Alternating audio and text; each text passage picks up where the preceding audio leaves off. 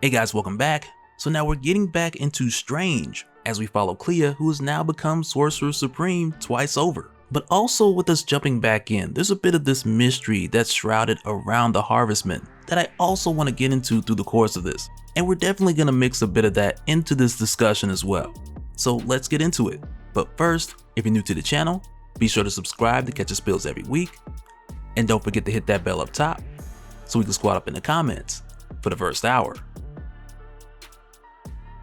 Alright, so when we jump back in, we pick right back up with Clea responding to the passive necromantic detection spell, which initially she placed in order to find Dr. Strange in the event that he would find his way back, returning from the dead by some other means. But like we've seen when she got here, she'd instead ran into Thunderstrike, as well as the Harvestman, who's the stranger that we'd seen her run into in the beginning of issue 1. With this, of course, being that same moment. And with that being the case, there's a couple things that I want to say about the stranger, but we're going to hold off on that for a little bit. But while this is happening, for a brief moment, we do also see that nearby, Kevin Masterson, the current Thunderstrike and son of Eric Masterson, we had talked about briefly a while back when we were getting into like Guardians of the Galaxy. But in the scope of what's happening here, we only see Kevin for a brief moment when the events taking place outside with Clea tear down a wall of his apartment, to where then it just jumps back to Clea, giving us the inclination that this is Kevin seeing his father returning from the dead. But as it turns out, with the Harvestman arriving here, he's responding to this situation of Thunderstrike coming back. And with how this is done, we're given a bit of a hint that there's something bigger going on, because with Clea also being Sorcerer Supreme on Earth, she demands that the Harvestman at least show some respect and give her an explanation to what's happening here. And though initially he doesn't answer her directly, when Clea tells him that she knows Eric Masterson, she's fought with him, he's a good guy, and she more or less stands up in his defense. And it's here where the Harvestman tells Clea what Eric Masterson actually is, and it's right there where we get the context clues of what's going on in the bigger picture. Because for starters, the Harvestman tells Clea that this isn't entirely Eric Masterson, because his soul has been commandeered by thousands of rogue ghosts who had used Masterson to cross the barrier between life and death, which effectively make the Eric Masterson that we see here just a revenant. And for a moment we see Clea try to stop the Harvestman by summoning the Crimson Bands of Sidorak, which the Harvestman then just cuts. And so with that happening, I don't want to just brush over that. But as this goes forward and we get to learn more about this guy, it's also like it's being hinted that he's not someone totally new out here. But as far as him being the emissary of death, this is the new thing that Clea is being hit with. Because with Mistress Death having this situation to where people are returning from the dead, getting so crazy and so out of hand, to the point of where she's designated a Harvestman to manage those who have crossed the barrier between death and life. And this in itself lets us know that there's something much bigger in the background going on with Mistress Death, with her appointing this guy to pretty much be her Sorcerer Supreme from the other side. But with all this happening, like we'd seen before, Clea demands to get back Stephen Strange. But this stranger, the Harvestman, he tells her that that is impossible.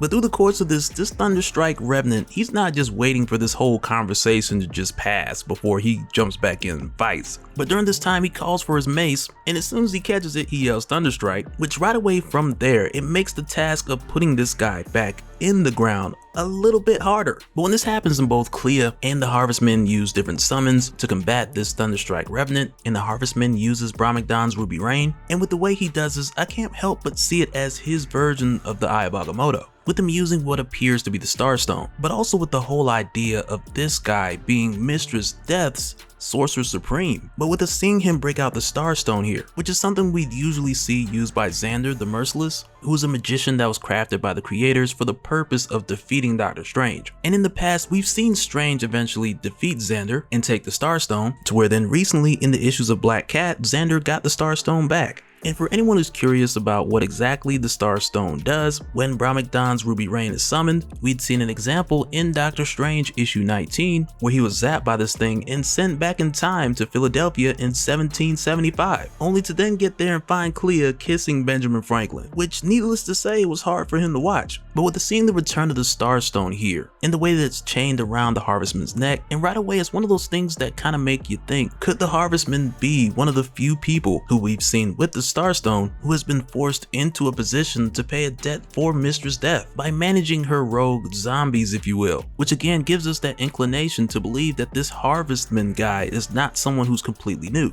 But at this point, with their efforts to stop Thunderstrike not really working, this Thunderstrike revenant breaks his way out of that barrage attack to only then take his mace straight to the back of the Harvestman, which now makes it the second back we've seen get blown out in the past couple weeks. Like, what's really going on? But in a way, this makes me think of this return of Eric Masterson, as if it's connected to the larger cycle like we've seen in God of Hammers, which is why we're seeing this revenant of Eric Masters specifically. But as far as what we know at the moment, this is only connected to Mistress' death. But with this Thunderstrike revenant taking down the Harvestman for the time being, he then takes his mace and he swings at Clea. And I love the way she handles this, because again, it's a lot like Stephen Strange, but a little bit more cranked up. Because she just opens one of her interdimensional portals, she lets the mace swing through, and she just closes it, cutting his arms off, to where then the Harvestman then jumps up and he finishes his job, sending this Eric Masterson revenant, along with the thousands of souls that commandeered Masterson, back to the land of the dead.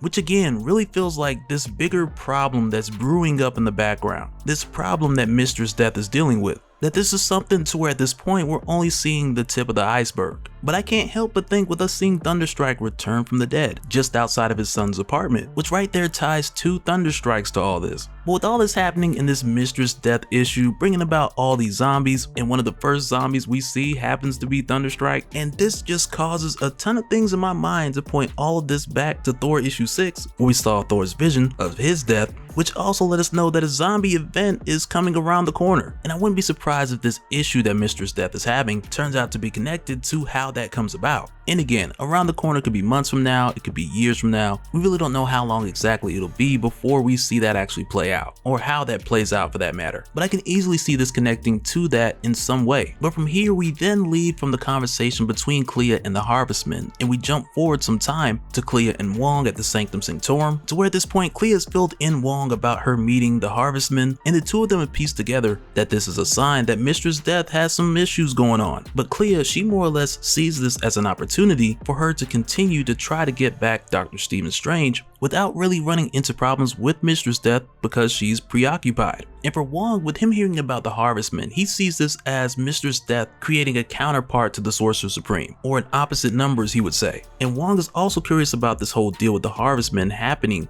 at this time in particular. But in this moment, they don't go too far into the speculation as far as what exactly is going on with Mistress Death and how this came about, because Wong is more concerned with Clea tending to the duties of Sorcerer Supreme, with there being a number of things that she needs to tend to, with her taking the place of Dr. Stephen Strange, with her still needing to meet up with the Avengers, and there also being the issue of the different warlords who still haven't left Earth since the Death of Dr. Strange event, as well as her making her way to check on Strange Academy. But then it's here where they get a knock on the door, and when Clea goes to answer it, she finds that it's one of the refugees from the Shroud Bazaar, and he lets her know that after she had left, the Blasphemy cartel had came back, but this time with way more firepower and way more sorcery. And for Clea, with her seeing this, she immediately thinks like a warlord, because the last time that she was here at the Shroud Bazaar, when she encountered the Blasphemy cartel, she gave them hell, which from her understanding, that's how it's done, because as a warlord, when your territory is threatened, you show strength and you make an example out of your invaders. And with her being of the dark dimension, of the fault line, she sees this second attack as a failure on her part, because with these same invaders coming back, to her it seems like that previous message, it was a bit too light, a bit too merciful, too kind, because with them coming right back, she believes that the Blasphemy cartel, or whoever sent them, just isn't taking her serious. And when Wong tells her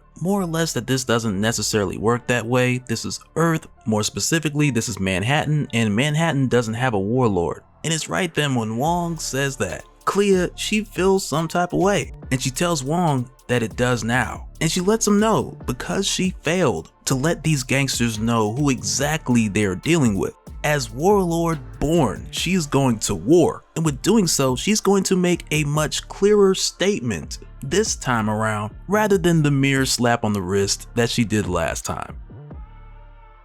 But before we wrap this one up, I want to know some of your thoughts down in the comments as far as who you think the Harvestman might be, because with the more that we learn about this Harvestman guy, he also reminds me of the words of Dr. Stephen Strange at the conclusion of the Death of Dr. Strange, when Stephen had mentioned that a price was not paid, which in a way makes it seem that Death has assigned him as her Sorcerer Supreme to manage her barriers, much like we had seen Stephen explain the barriers that he had to protect to the students at Strange Academy. And once again, this could be something, could be nothing, I could be way off. but I just wanted to share that thought. Let me know what you guys think down in the comments. And so now, real quick, I want to give a special shout out to all the patrons. Thank you guys for all of your support. And for anyone who's new here who wants more information on how to support the channel, I got a link below so we can go to patreon.com/dopespill. But that'll do it for this one, guys. Let me know your thoughts down in the comments below, and we'll do it again in the next one. Alright, later.